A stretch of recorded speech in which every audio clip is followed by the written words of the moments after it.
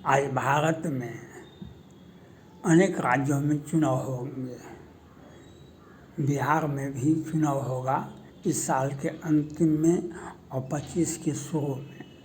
झारखंड में भी चुनाव होगा इसी साल में, और हरियाणा में, महाराष्ट्र में और कुछ राज्यों में, 4-5 राज्यों में इसी साल। गुजरात में भी चुनाव होगा। तो चुनाव होगा, इसलिए जो भाजपा के सहयोगी हैं तो भाजपा को नसीहत देते हैं, क्योंकि भाजपा के साथ जाने से, भाजपा के साथ को ब्लैकमेल करने से लाभ मिलता है। अभी लोकसभा का चुनाव हुआ तो सभी पार्टी ने जहाँ से जो सीट मांगा, भाजपा ने अपने सहयोगियों को खुले दिल से दे दिया। आज बिहार में 40 सीटें हैं लोकसभा का। भाजपा को केरल में बचा तो 12 को, जदयू को भी 12 सांसद है, चिराग पासवान को भी 5 सांसद है, जीतन राम मांझी को भी 1 सांसद है। तो भाजपा के सहयोगियों को लगभग 20 सीटें हैं और भाजपा को 12 सीटें हैं। भाजपा के सहयोगियों को लगभग 20 सीटें हैं, भाजपा को 12 सीटें हैं। तो यह क्यों, ऐसा कैसे होता है? तो भाजपा को आज नसीहत मिला है, हमको विशेष राज्य का दर्जा दीजिए, हमको विशेष राज्य का दर्जा दीजिए, बिहार को विशेष पैकेज दीजिए, नहीं तो हम आपको बहुमत, अब हम आपको समर्थन वापस ले लेंगे। तो ब्लैकमेल करने के लिए एक परिस्थितिजन आपको धोखा मिल रहा है। आज आपका गांव घर में कहा जाता है, गरीब की पत्नी सबों की भाभी होती है। गरीब की पत्नी सबों की भाभी होती है। ये गांव घर में, देहात में कहा जाता है। आज जो 273 303 14 में 273 सीटें मिला था भाजपा को अकेले। 19 की लोकसभा में 303 सीटें भाजपा को मिला था अकेले। तो आज उस भाजपा को 240 सीटें मिला है लोकसभा में।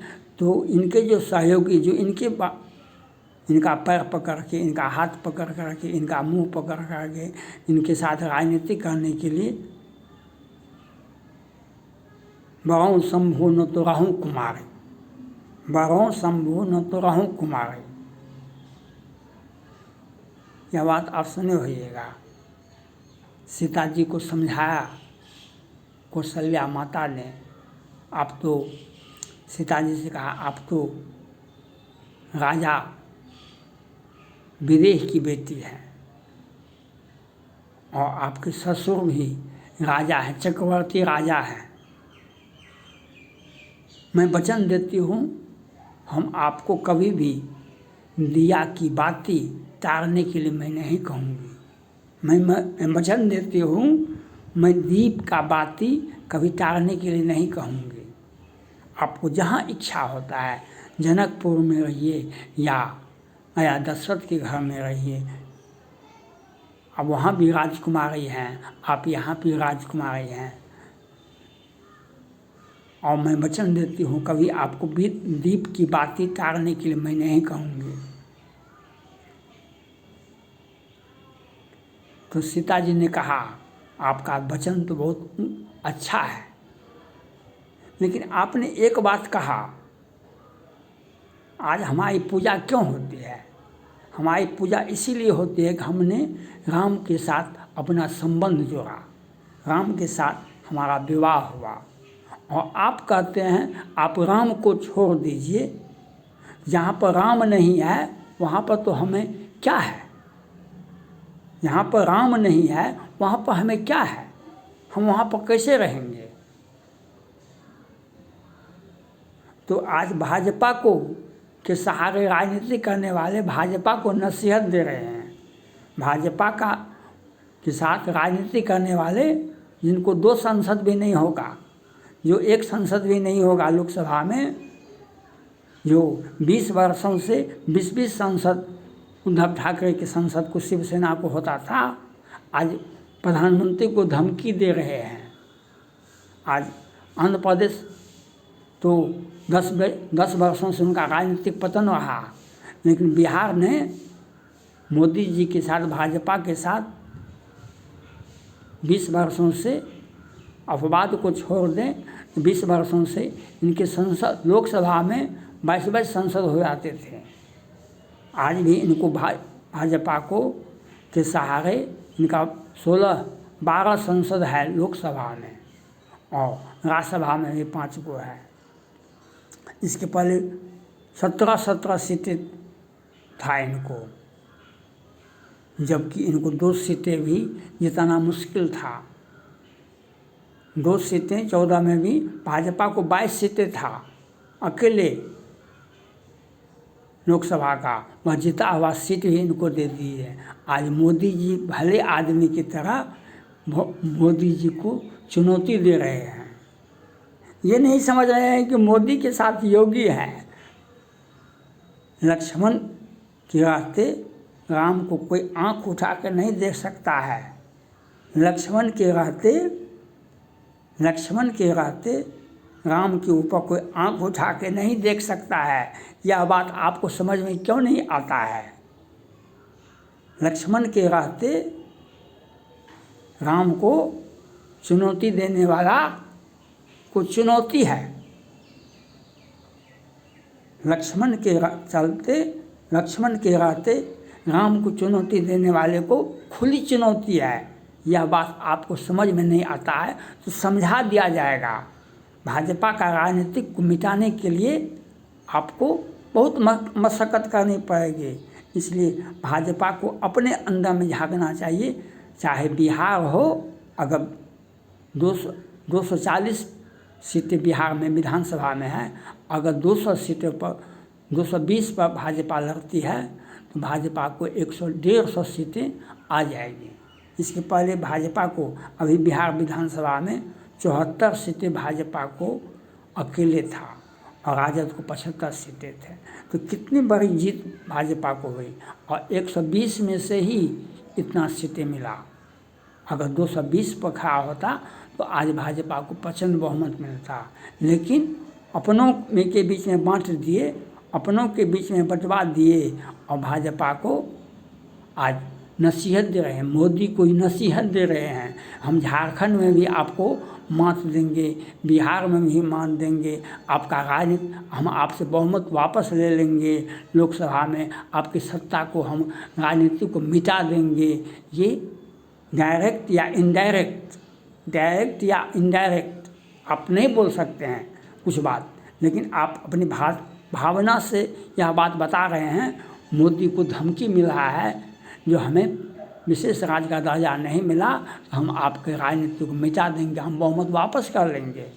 जो भाजपा के सहारे हमारे खेत खलिहान, जमीन जगह, घर द्वार का उपयोग किया तो आपको जीवन यापन चला, आपका राजनीतिक आगे बढ़ा, और आज हमको अपने ही घर में हमको अपमानित किया जा रहा है, हमको धमकी मिल रहा है।